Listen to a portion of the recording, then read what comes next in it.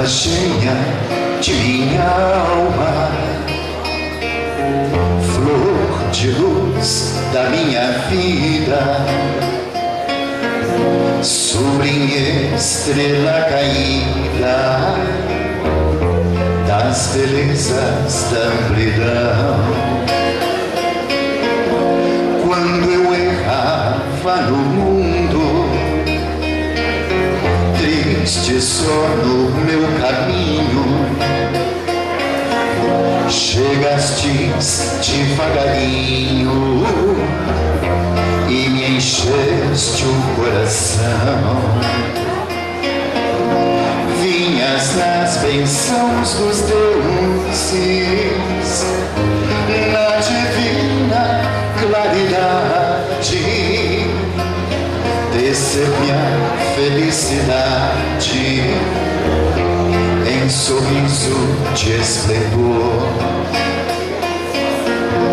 És meu tesouro infinito, juro-te eterna aliança, porque sou tua esperança, como és todo o meu amor.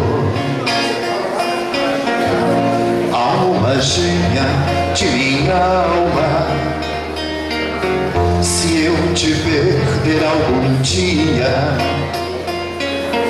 serei a escura agonia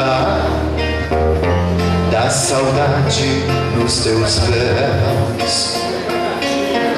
Se um dia me abandonares, luz terna dos meus amores, hei de esperar-te entre as flores, na claridade dos céus.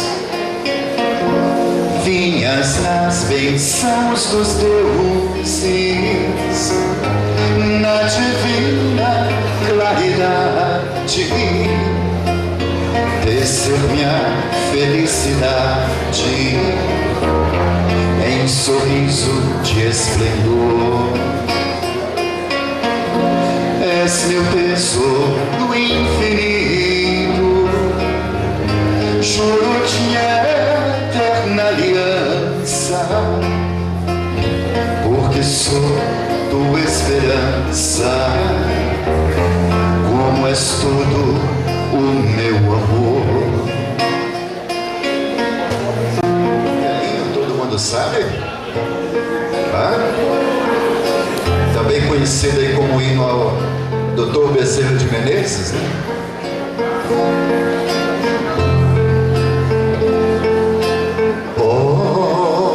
Olhos cristalinos, azuis da cor do céu, barba tão branquinha qual Papai Noel, ilumina seus irmãos na terra, no sofrer, no sorrir, no chorar.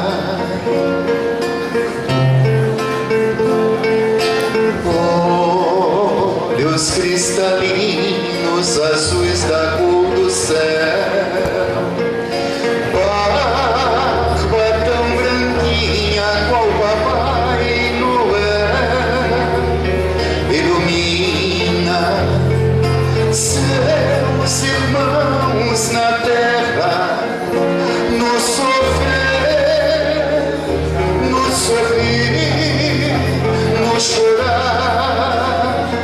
Bezerra de Menezes, apóstolo do bem, receba as nossas preces e o coração também. Bezerra de Menezes, apóstolo da luz, deponha as nossas flores aos pés de Jesus.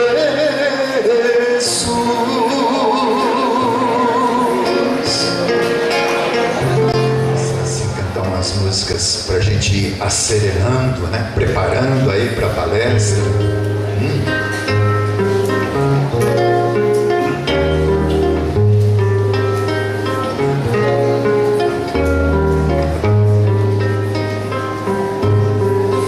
Vamos unidos a Sheila numa alegria sem fim, cantar como os passarinhos que esvoaçam no jardim.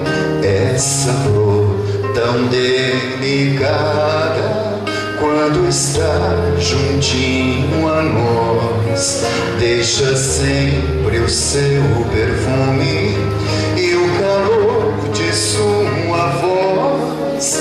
Irmã Sheila, tão querida, vem trazer-nos essa luz que ilumina nossas vidas nos caminhos de Jesus.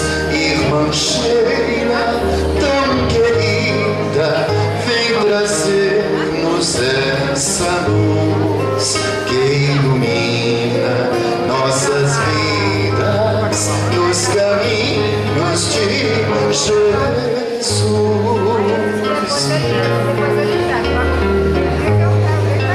Ao enfermo que espera fraternidade e amor, levaremos nesta noite lenitivo a sua dor. Como bons samaritanos e a Sheila nos guiar, seguiremos confiantes, sempre alegres a cantar. Irmã Sheila, tão querida, vem trazer-nos essa luz que ilumina nossas vidas nos caminhos de Jesus. Irmã Sheila, tão querida, vem trazer-nos essa luz que ilumina nossas vidas nos caminhos de Jesus. Senhoras e senhores, boa noite. Que a paz do nosso Mestre Jesus nos conserve a luz no cérebro e o amor no coração, para que as nossas mãos permaneçam vigilantes e diligentes do bem. Então, neste momento, nós vamos fechar os nossos olhos e trazer na nossa tela mental a figura do nosso querido Mestre Jesus. E, ao mesmo tempo, vamos lembrar o apóstolo dos gentios, que é Paulo, quando ele nos fala a respeito até do tema de hoje, do nosso palestrante. Quando a gente ler ali, uma nuvem de testemunhas nos cerca, o que fazer? E nós realmente lembramos de Jesus, quando ele diz que nós devemos primeiramente procurar o reino de Deus e a justiça, e o mais nos será acrescentado. Então, neste momento, Senhor, nós os procuramos como aqueles discípulos tão pequeninos ainda que somos, com todos os nossos defeitos e dificuldades. E sabemos também, Senhor, que muitos irmãos nossos do plano espiritual estão sempre ao nosso redor, uns nos convidando à prática do amor, à prática do Evangelho, outros nos tentando fazer com que nós fiquemos pelo caminho, ainda ali grudados com as nossas imperfeições. Mas nós sabemos também, Senhor Jesus, que todos nós somos filhos de Deus, portanto, nós sabemos que Deus não erra, portanto, todos nós somos um acerto. Por isso, Senhor, nós te pedimos mais uma vez, que nos abençoe a todos nós que estamos aqui neste auditório, assim como também toda a nossa cidade de Anápolis, toda a nossa nação brasileira, para que todos nós possamos nos recordar das promessas que fizemos quando nós estávamos no plano espiritual, e ao chegar aqui no plano das ações, nós possamos ter então o vosso Evangelho em nossas mentes e que nós o possamos colocar em prática.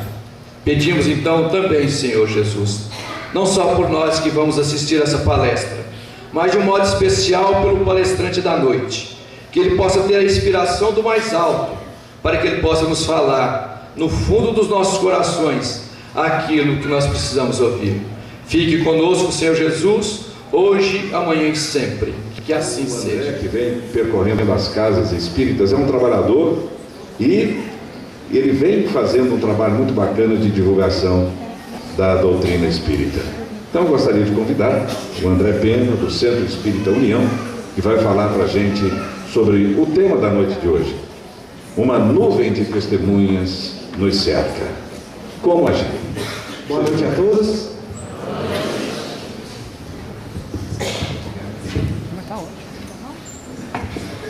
Primeiramente gostaria de agradecer a oportunidade de estar aqui, meio que de uma forma improvisada, só informando que eu acabei de formatar a palestra antes de vir, às 19h15. E eu não ia terminar a palestra, não vai precisar. Aí eu falei assim, não é bom que terminar, porque eu já fico com a palestra pronta. Aí quando me chamarem para dar a palestra, já estou com ela pronta. Então eu vou ter que fazer outra palestra daqui uns dias, né? Bom, primeiramente gostaria de pedir o auxílio, o amparo dos nossos amigos espirituais, desta nuvem que nos cerca, para que possamos apreender das palavras do apóstolo Paulo.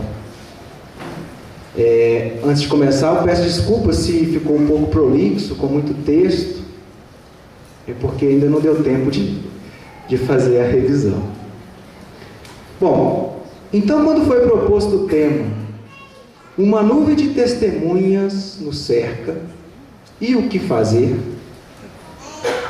Tivemos a oportunidade de encontrar na Bíblia, mais especificamente na carta aos Hebreus, capítulo 12, versículo 1,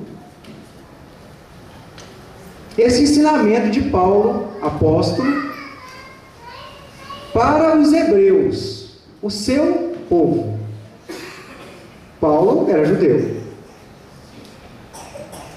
Então, Paulo, em sua carta, comunicou ao seu povo que nós, portanto, rodeados de uma nuvem tão densa de testemunhas, dizendo que nós estamos rodeados de uma nuvem de testemunhas e uma nuvem densa.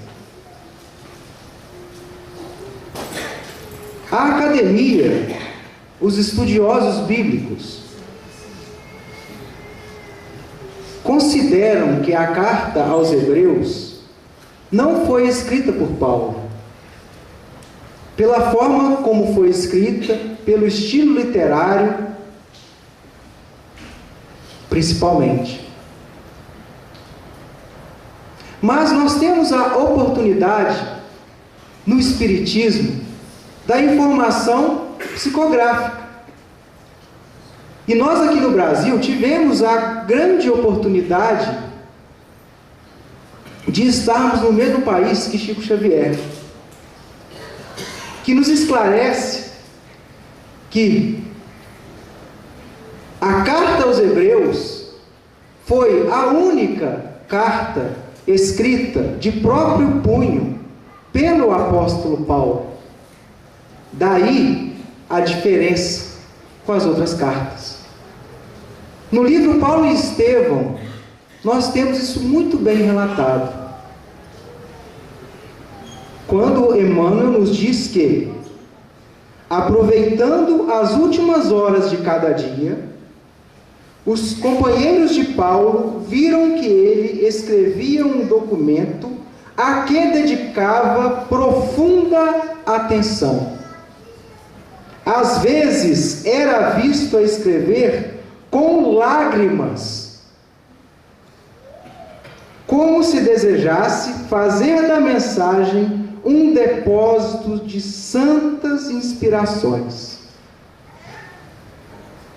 Então esse trecho, esse capítulo pequenininho, é muito profundo e profundo ao ponto de fazer Paulo chorar, porque ele queria passar para frente para o seu povo esta revelação.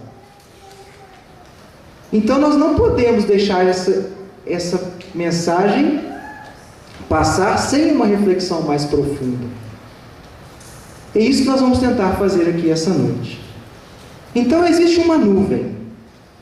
Uma nuvem? Que nuvem de testemunhas é essa? Seria a sociedade? Seriam vocês as testemunhas deste meu momento? Pode ser, não pode? Se eu venho aqui e falo abobrinha, começo a falar coisa errada, eu estou diante de vocês.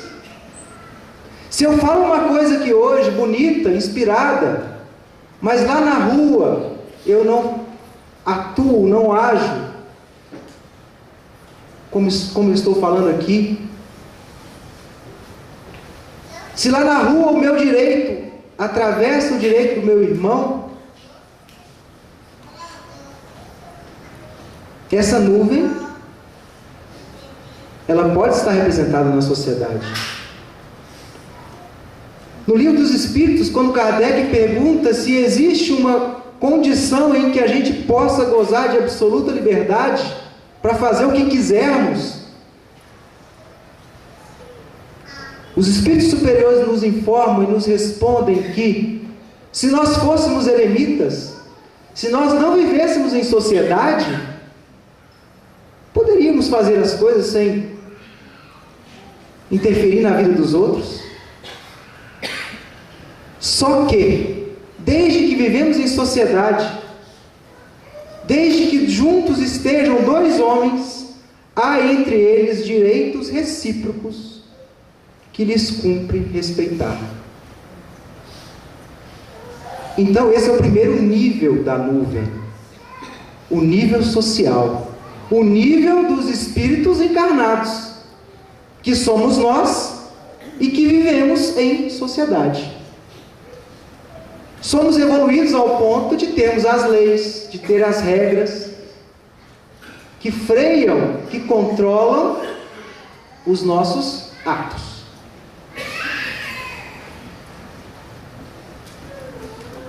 E precisamos um dos outros. Estamos aqui para evoluir. Questão 132 do Livro dos Espíritos. Qual a função, qual o motivo da encarnação? Tornar-nos perfeitos. E como ficarmos perfeitos?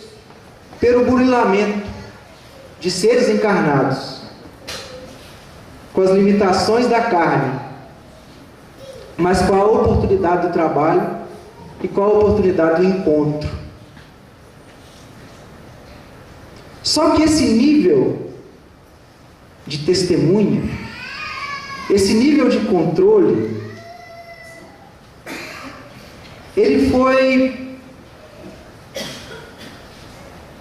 foi-se tentado explicar esse nível de controle. Existem várias teorias que tentam regular, que tentam explicar como acontece as leis da sociedade. Vários são os pensadores que tentaram explicar o motivo de estarmos vivendo em sociedade. Mas quando Kardec pergunta, logo em seguida, na questão 833 do Livro dos Espíritos, se haverá no homem alguma coisa que escape a todo constrangimento pela qual ele goze ele de absoluta liberdade, os Espíritos nos explicam que no pensamento goza o homem de ilimitada liberdade. Aí nós tivemos um problema. Se nós temos um controle social que controla os nossos atos, que pelo menos vê que a gente está fazendo alguma coisa errada, existe algum controle sobre o nosso pensamento? Nós podemos pensar o que quisermos. Se nós não agirmos, não interferirmos na vida de ninguém, Então nós temos a liberdade do pensamento. Mas será que para esse nível de atitude, esse nível de ação que é do pensamento, nós também teremos uma nuvem de testemunhas? Teremos? Teremos. Então essa nuvem, ela é social, mas ela pode ser também uma nuvem que vem do mundo espiritual? Será que é só nós aqui encarnados que estamos assistindo essa terrível palestra? Será? Então o controle é mais sutil. Então a vigilância tem que ser maior. Porque não é só o que transparece nos nossos atos que está sendo testemunhado, mas o nosso pensamento também está sendo testemunhado. E isso é tão forte que na Gênesis, o espírito do doutor Barry, deve ser Barry, francês, no capítulo 18, nos diz a seguinte passagem: uma coisa que vos parecerá estranhável, mas que por isso não deixa de ser rigorosa verdade. Então existe uma verdade, é que o mundo dos espíritos, o mundo que vos rodeia, experimenta o contra-choque de todas as comoções que abalam o mundo dos encarnados. Então, se pensamos o mal, abalamos o mundo espiritual, o nosso mundo real, com o mal. Se pensamos o bem, abalamos o nosso mundo espiritual, que é o nosso mundo real, com o bem. E os espíritos fazem corpo com a humanidade, que eles saem dela e a ela tem de voltar, sendo, pois, natural, se interessem pelos movimentos que se operam entre os homens. Então existe um interesse desse mundo espiritual, desta nuvem de testemunhas, pelo que fazemos, mas também pelo que pensamos. E pensamento é sintonia. Estamos aqui no mesmo pensamento, estamos numa semana espírita, estamos então reunidos no mesmo ideal, pelo menos teoricamente, um ideal de evolução, de melhoramento, de caridade, de amor. Então o meu pensamento atrai pensamentos afins. Se eu gosto de UFC, se eu gosto de violência, se o meu pensamento é de violência, vou atrair amigos que gostam de violência. Se o meu pensamento é sensual, vou trazer amigos sensuais. Se o meu pensamento é de egoísmo, vou atrair amigos egoístas. Se penso no vício, chamo viciosos. Se penso em virtudes, estou entre virtuosos. Então a nuvem se torna mais densa e mais comprometida com aquele que está dentro dela. Porque aí, na questão do pensamento, nesse nível, existe uma sintonia. E essa sintonia, essa influência espiritual, ela não é pequena. Ela não pode ser menosprezada. Porque muito mais do que a gente imagina, os espíritos desencarnados, nossos irmãos, influenciam os nossos pensamentos e os nossos atos. Mas nós temos a liberdade de pensamento. Cabe a gente escolher ou não essa influência. Por quê? Quando terminarmos a nossa encarnação, estivermos lá em cima, ou lá embaixo, sei lá, no outro nível, não sei, que aí sai do tridimensional, né? Quando nós nos acharmos no mundo dos espíritos, estará patente todo o nosso passado. O bem e o mal que nós fizemos serão igualmente conhecidos. Então a nuvem não é só aqui, ela vai nos acompanhar até desencarnados. Quando a gente, há uns 10 anos atrás, lá no céu, quando a gente fazia os estudos da obra de André Luiz, a gente ficava morrendo de medo da diadema, né? O capacetinho que punha lá no mundo espiritual, e ficava sabendo num vídeo o que a gente fez e o que a gente não fez no mundo. Eu ainda tenho medo dessa diadema ainda tenho muito medo. Mas será que a gente tem que mudar o nosso pensamento só por causa disso? Só por causa dos outros? Só por causa dos espíritos que estão aqui, os nossos amigos nos auxiliando?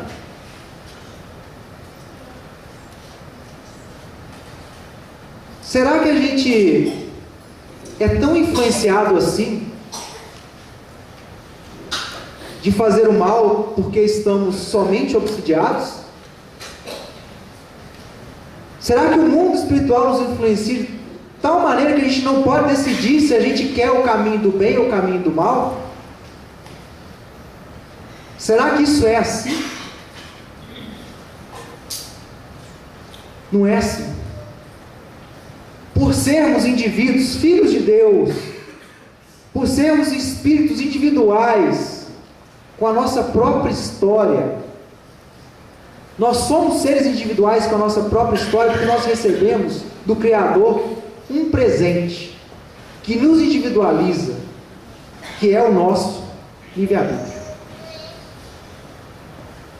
Então, nessa nuvem de testemunhas, que veio o que estamos fazendo, que influencia o que estamos pensando, nesta nuvem nós temos a capacidade de discernimento. Se vamos para um lado ou se vamos para o outro.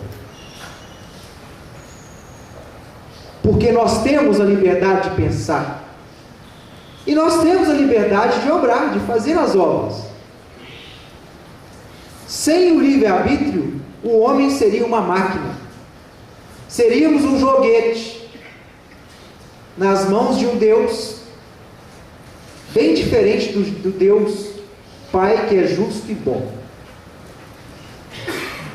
Só que essa liberdade, ela deve ser usada de uma forma, como uma condição necessária da nossa alma humana para construir o nosso destino. Junto com essa liberdade, nós temos a possibilidade da responsabilidade. Porque o homem, ele é responsável pelo seu pensamento. E é responsável perante a quem? Aos espíritos amigos? À sociedade? Não. Nós somos responsáveis pelos nossos pensamentos perante Deus. A nuvem ficou bem mais complicada, bem mais profunda. Então, quem testemunha os nossos atos, pensamentos e sentimentos, além da sociedade dos espíritos amigos, é Deus, que, conhecendo o nosso pensamento, pode nos absorver ou nos condenar, uma condenação transitória, mas dentro da justiça e dentro da misericórdia. Então o nível da nuvem subiu. Mas, então Deus está aqui? Está. Mas Ele está lá em casa? Está. Ele está lá com o pessoal que está assistindo o UFC? Está. Ele está em todos os lugares. graças a ele, nós tivemos a oportunidade de conhecer essa doutrina maravilhosa, consoladora do Espiritismo, que traz, de uma forma racional, um conceito de Deus mais próximo do real conceito da divindade. Sabedoria infinita, bondade infinita, justiça infinita, o Criador do universo inteiro, não o Criador de uma religião, não o Pai dos espíritas somente, não o Pai do ateu somente, mas o Pai de todos, e um absoluto que, apesar de ser absoluto, de ser maior do que a criação, está em todos os lugares, junto da criação. Neste texto de Kardec, retirado da Revista Espírita de 1866, nós conseguimos entender como é que é a nossa vida em Deus, como é que funciona essa nuvem que nos cerca em todos os momentos de nossa vida. Quando ele fala, Kardec mesmo em um comentário fala do fluido cósmico universal, ele explica, tenta explicar como Deus está presente e como nós estamos imersos dentro de Deus, nos dizendo o seguinte, que a natureza inteira está mergulhada no fluido divino. De acordo com André Luiz, o hausto divino, a força nervosa que estamos como se fosse peixes dentro de água, tudo está submetido à sua ação inteligente, à sua solicitude, à sua previdência.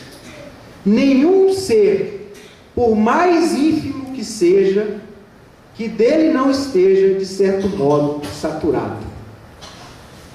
Então nós somos como esponjas dentro da água. Deus está fora, está dentro, em cada uma de nossas células, no nosso espírito, no nosso perispírito. Então assim nós estamos constantemente em presença da divindade. Não há uma só de nossas ações que possa subtrair ao seu olhar.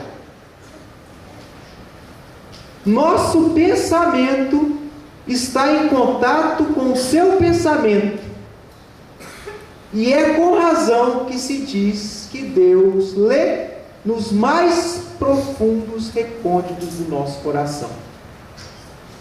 Estamos nele como ele está em nós, segundo a palavra do Cristo.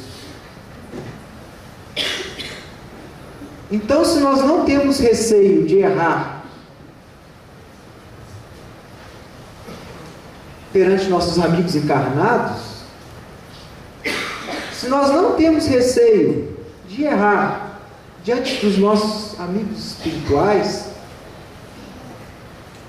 tenhamos pelo menos o respeito de pelo menos tentar não errar diante de Deus, que é a verdadeira nuvem de testemunho. E nós temos prova disso em vários momentos de nossa vida.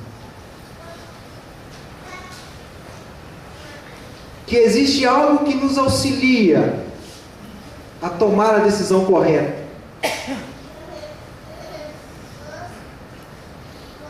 Que existem testemunhas que são mais que testemunhas, que são auxiliares, que são amigos que nos amparam. Que existe um Deus, um Pai, que está na nossa consciência, nos mostrando a cada decisão se estamos agindo para o bem ou se não estamos agindo para o bem. É aquele minutinho. Ah, eu não devia fazer isso. Aí você faz. Mas pelo menos aquele minutinho. A gente devia ouvir mais. Porque essa consciência, onde está escrito a lei de Deus, ela não é somente a faculdade de perceber, mas também o sentimento que temos de viver, agir, pensar, querer. De acordo com Leon Denis, a consciência é o nosso sentimento, que é único e indivisível. A nossa consciência é a nossa individualidade, que nos faz refletir, mas também nos faz agir. Que possamos escutar essa nossa consciência, refletir e agir, viver, querer. Então nós entendemos que nós, rodeados de uma nuvem tão densa de testemunhas, estamos rodeados de quê? Da providência divina, em vários níveis, nos mostrando como proceder. Mas se por um lado a gente pensa que, nossa Senhora, meu Deus do céu, então eu vou ficar quietinho aqui, não vou fazer nada, porque senão Deus vai por mim. A gente pode pensar isso, aquele Deus do triangulinho, o olho que tudo vê, né? Que põe medo.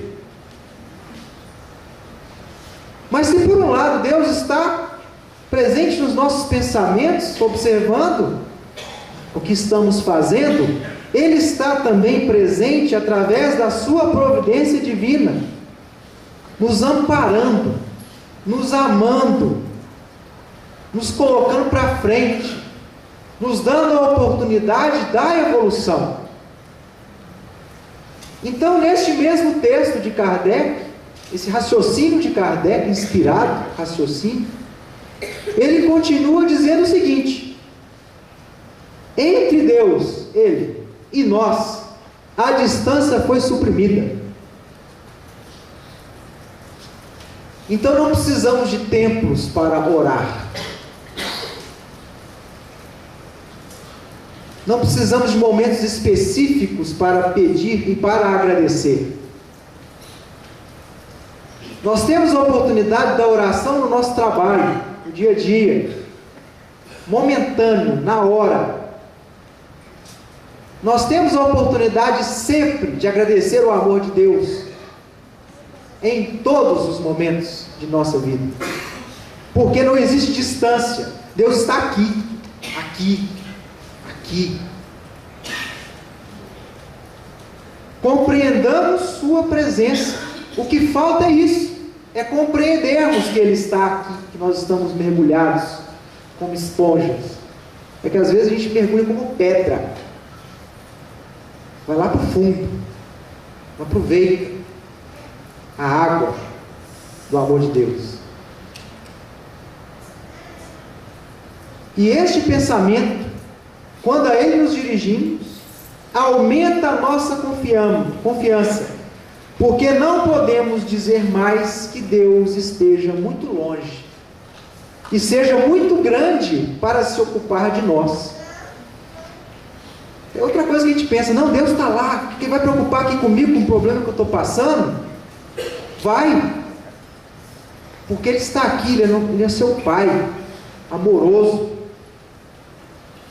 que atua em todos os momentos de nossa vida. Mas este pensamento tão consolador para o humilde, para o homem de bem, é terrível para o mau e para o orgulhoso, endurecidos, que a ele esperavam subtrair-se em favor da distância. Então estamos cercados, meus irmãos, de uma nuvem de testemunhas que nos cercam. Tenhamos a humildade de, a partir do momento de entendermos que estamos cercados por essa nuvem, dar um passo e mudar a atitude. Porque só saber que existe a nuvem é muito fácil. Agora, agir de forma correta dentro dessa nuvem já é um pouco difícil. E o fato de sabermos que estamos em contato direto com Deus, o fardo se torna mais pesado. A culpa da má ação é maior. Então, o que fazer dentro dessa nuvem, diante dessa nuvem? Vou recorrer a Emmanuel, no livro Ação e Caminho. Esse texto é muito legal. Ele nos diz o seguinte: que o sentimento cria a ideia cria o desejo acalentado com a vontade forma a palavra, a ação detona os resultados nos traçam o caminho nas áreas infinitas do tempo. Cada criatura permanece na estrada que construiu para si mesma. A escolha é sempre nossa. Por que eu coloquei esse texto aqui? Só para exemplificar as várias formas que nós podemos mudar para agirmos da forma mais adequada. Vocês percebam que existe uma gradação. No final de tudo, nós temos a ação. Antes da ação, nós temos a ideia, que é o pensamento. E antes do pensamento, nós temos o quê? O sentimento. Então, o que devemos fazer? Primeiro, mudar as nossas ações. Pelo menos para não sofrermos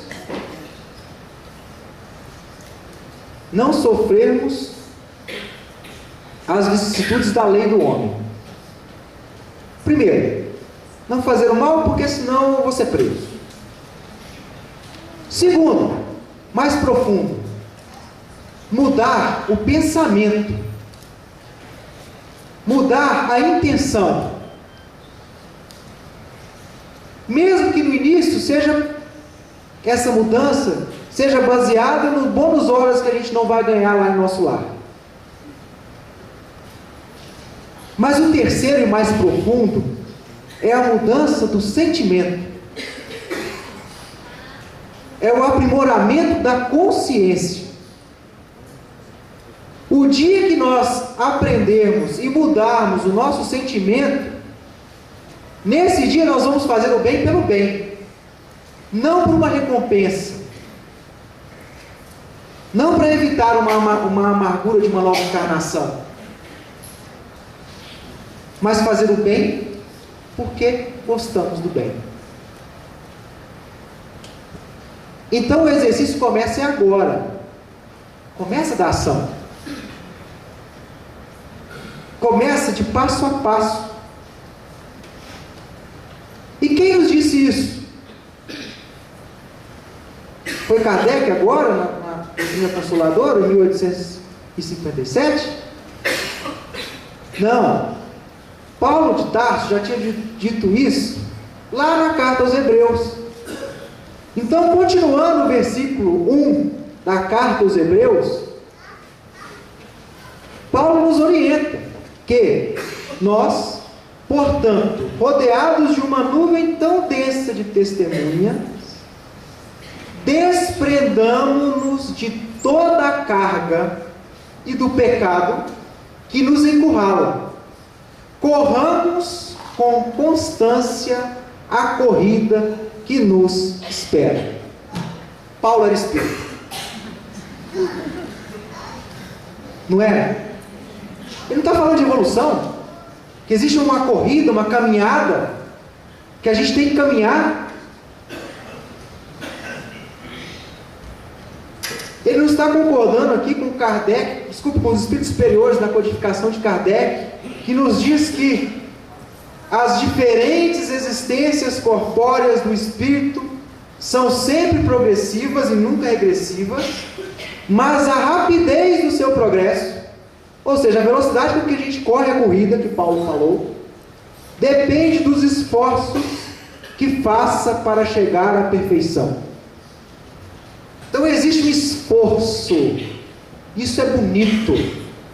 Porque quando vencemos um vício, através do nosso esforço, nós aprendemos aquela virtude. Então, se a gente pede paciência, não vem um pacotinho de paciência, vem um irmão que nos faz exercitar a paciência naquela encarnação. E quando a gente exercita e aprende, nós seremos pacientes para o resto da eternidade. O dia que aprendermos a liberar as cargas dos vícios, mas aprendermos mesmo, nós andaremos mais rápido na corrida da evolução. Chegaremos mais rápido ao convívio íntimo com Deus.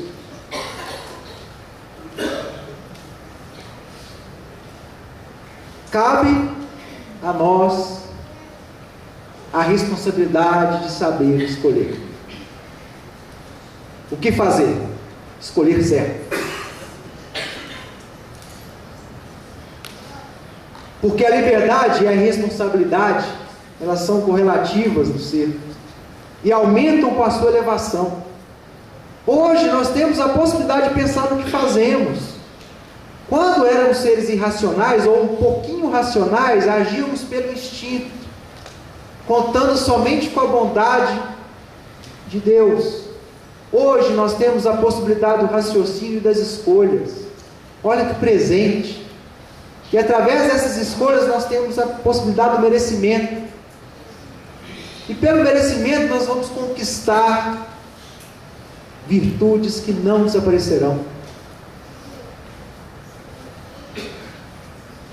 Sem a responsabilidade, sem a liberdade, não seríamos mais que um autômato, um joguete de forças do ambiente. A noção de moralidade é inseparável da de liberdade. Então, se nós somos livres para a escolha, quer dizer que nós somos um pouco mais evoluídos. O que cabe a nós, então, é despendermos das cargas para a corrida evolutiva.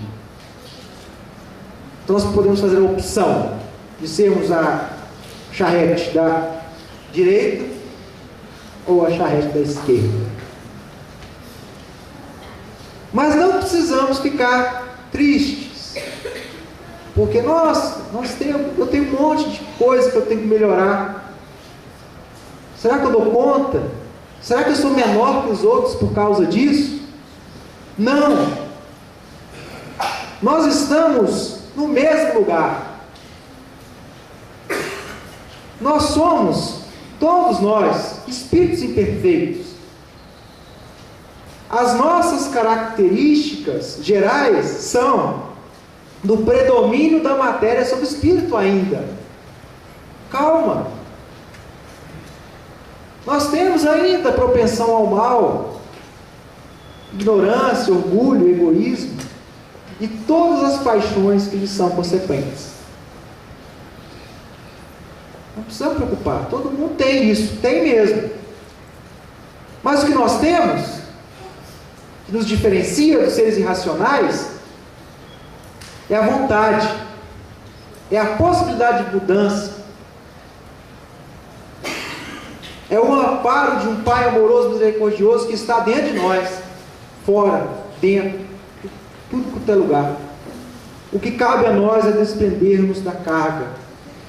E quais são essas cargas? São os vícios. E qual a raiz de todos os vícios? De acordo com o Livro dos Espíritos, o egoísmo e o orgulho. Qual o maior obstáculo ao progresso? Qual é a mala sem alça difícil de carregar, que não deixa a gente fazer mais nada a não ser ficar preocupado em carregar? É o orgulho e o egoísmo. Se a gente souber superar isso, nem que demore 1000 anos, nós teremos, além do orgulho e do egoísmo, uma felicidade muito maior do que os gozos terrenos. De acordo com o Espírito Lacordaire, no Evangelho segundo o Espiritismo, o dia que nós formos bem-aventurados, ou seja, termos a felicidade plena, o dia que formos espíritos sem influências da matéria, sentiremos uma felicidade 100 vezes maior daquela felicidade que a gente procura todo dia e não acha. Imagina a felicidade 100 vezes maior daquela que a gente não acha aqui na Terra. Então, no final da corrida, nós temos um prêmio para lá de maravilhoso, que é o contato íntimo com Deus, que é a felicidade plena. Pensando assim, fica mais fácil nos descarregarmos do egoísmo, que é a fonte de todos os vícios. Por outro lado, a fonte de todas as virtudes é a caridade. Então, o que fazer? Como fazer? A pergunta lá. Optar por um ou por outro. Optar pelo egoísmo ou optar pela caridade? Optar pela caridade.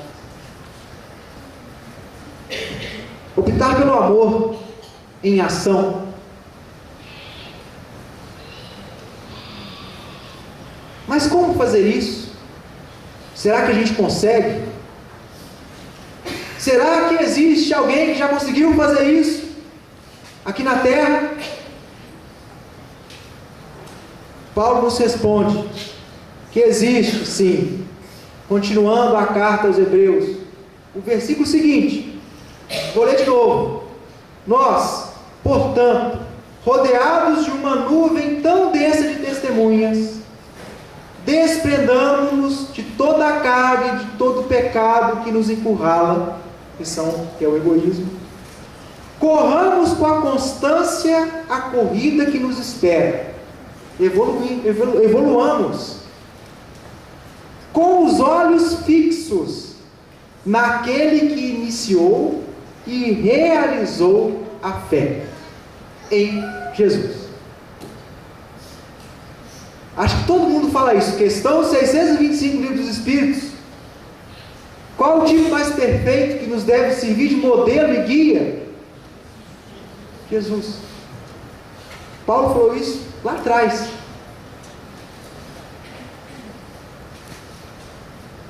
Se é modelo, deve ser imitado. Se é guia, deve ser seguido. Só que o interessante do modelo de Jesus, principalmente na visão espírita, é que Jesus, como disse Paulo, ele realizou a fé.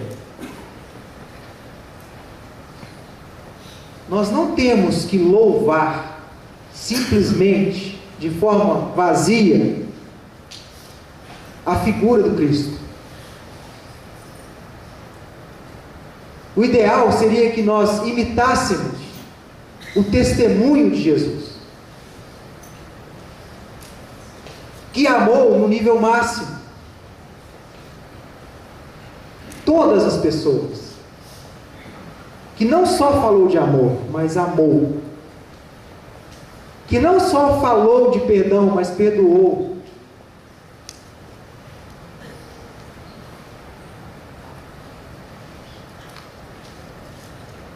Então, se nós queremos seguir este modelo,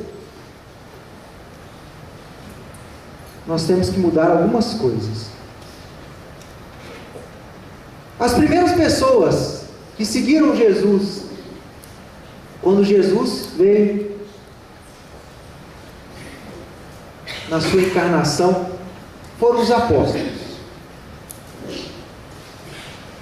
No capítulo 10 do Evangelho de Mateus, nós temos as recomendações de Jesus para os seus primeiros discípulos.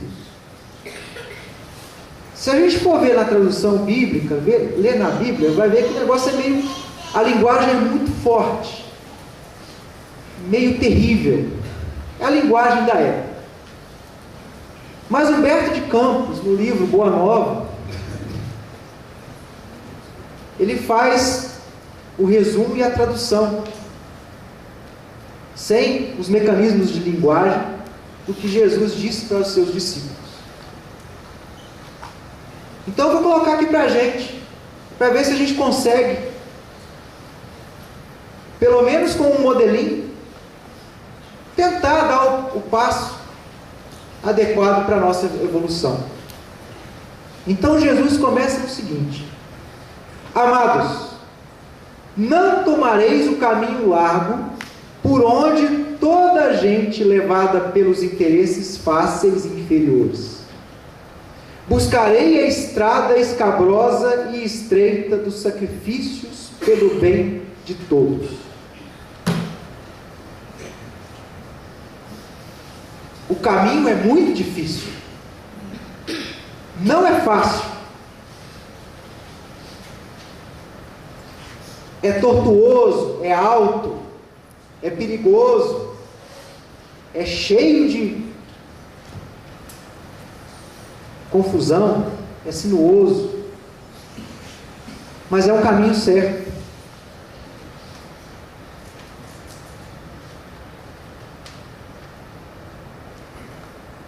João Batista, quando percebeu que Jesus veio ao mundo, não como um rei dos hebreus, guerreiro, que ia libertar o povo hebreu do domínio romano, enviou um de seus discípulos para perguntar para Jesus se ele realmente era o Messias ou se viria outro depois dele. Jesus, como governador espiritual do orbe, poderia ter vindo e resolvido tudo, do jeito que ele quisesse. Mas ele preferiu qual caminho? O caminho difícil do auxílio. Então Jesus respondeu ao discípulo de João Batista: diga a João Batista que os cegos veem, os aleijados andam, os leprosos são purificados, os surdos ouvem, os mortos são ressuscitados, e as boas novas são pregadas aos pobres. Então a ação do Cristo foi uma ação eficiente, desprendida, concreta no amor, concreta na justiça.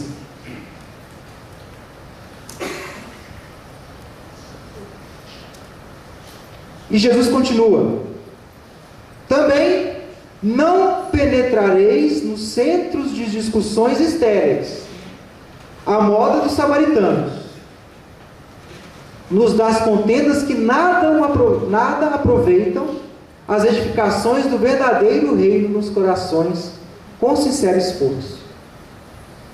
Isso aqui é pra gente. A gente não fica discutindo se Jesus tinha corpo fluídico ou se não tinha. A gente fica discutindo como é que é a reencarnação, quem é a reencarnação de quem.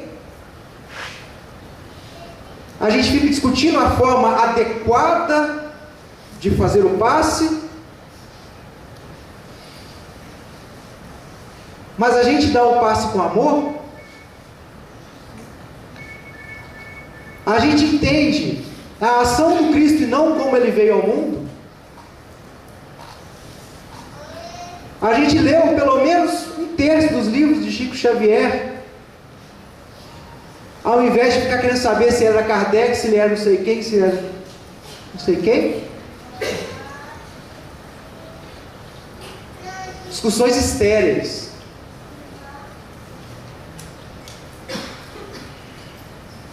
Porque quando Cristo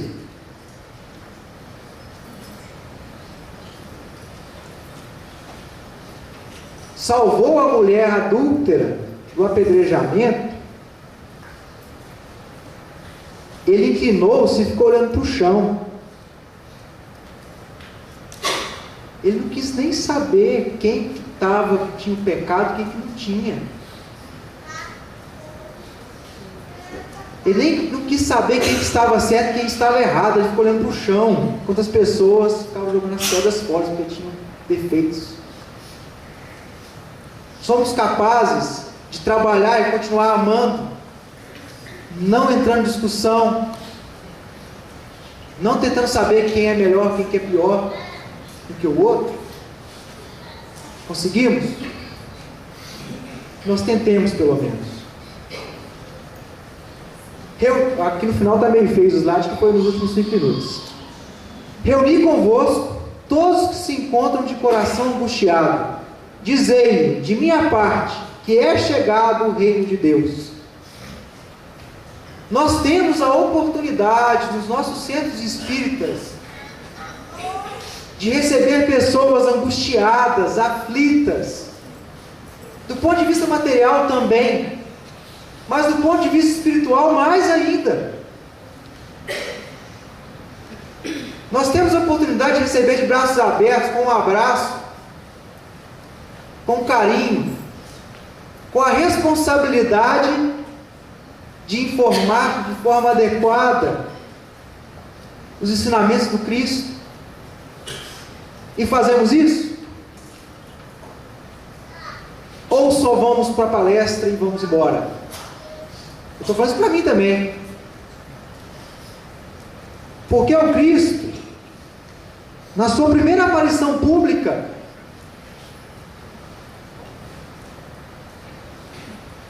primeira coisa que ele fala, primeiras pessoas que ele acolhe, eram os aflitos, eram os com problemas físicos, eram os pobres, eram os irmãos perturbados.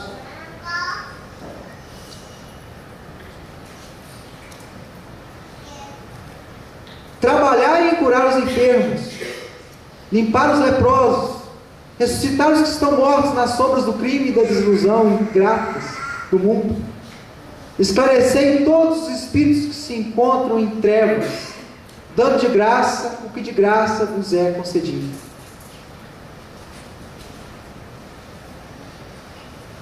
Ajudemos os nossos irmãos, mas não de forma automática, mas com amor. Depois da morte de João Batista, Jesus atravessou o lago de Genezaré para refletir, porque o seu primo e o seu percursor havia sido morto. Chegando ao outro lado, para meditar, viu que uma turba, uma multidão de 5.000 pessoas, fora crianças e mulheres, vinham para que ele pudesse os curar. O que Jesus fez? Ele disse: não, peraí gente, eu estou meditando aqui, depois eu resolvo o problema de vocês. Não. Ele viu uma turba numerosa e imediatamente compadeceu-se dela, curou os seus enfermos. Então ele teve compaixão para com aqueles irmãos, e a ação foi momentânea. Então a nossa mudança, ela tem que ser agora, na saída aqui. Mesmo se alguém te fechar no trânsito, mesmo se alguém te ligar falando impropérios, mesmo perante a ingratidão de algumas pessoas, há que se compadecer, há que se amar, há que se agir. E esse caminho, meus irmãos, é um caminho difícil, porque seremos conduzidos como réus à presença dos governadores e reis. Não é esquisito você falar de amor numa segunda-feira à tarde, quando está passando tela quente?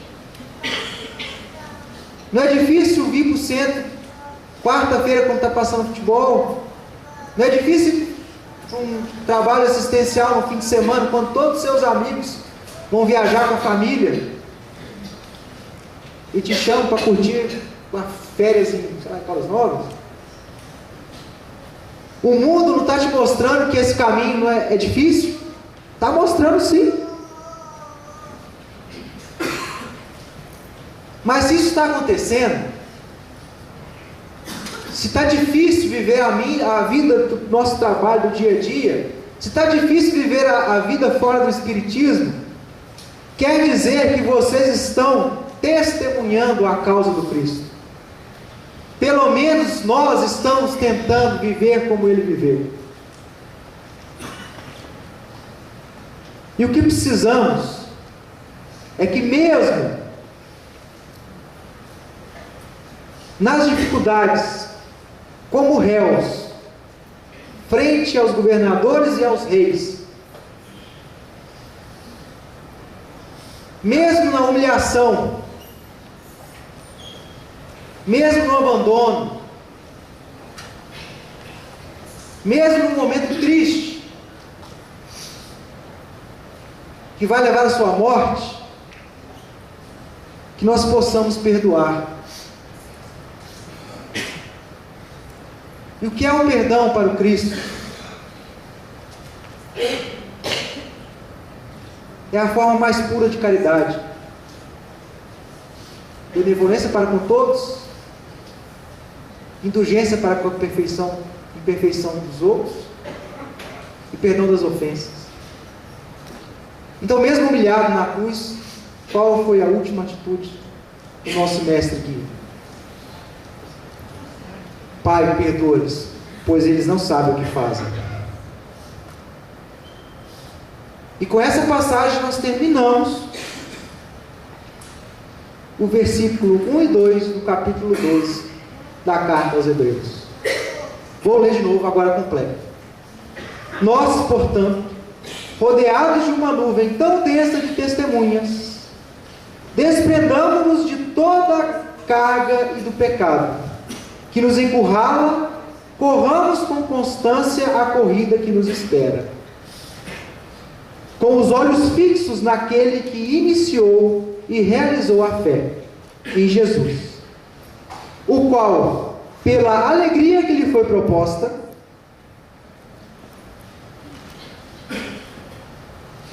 um espírito puro vir à terra, poderia gozar de alegrias infindáveis,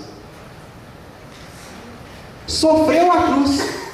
Ele preferiu a cruz, desprezou a humilhação da cruz, desprezou toda a humilhação e o mal que foi feito a ele, e sentou-se à direita do trono de Deus, porque no último momento, até no último momento, ele amou e perdoou. Então, o que fazer, meus amigos? Dentro dessa nuvem, certo? O que fazer? Amar. Agora nós já sabemos da nuvem. E agora nós já sabemos o que devemos fazer. Que façamos. Senão, daqui 3.000 anos nós estaremos aqui de novo, escutando essa palestra chata.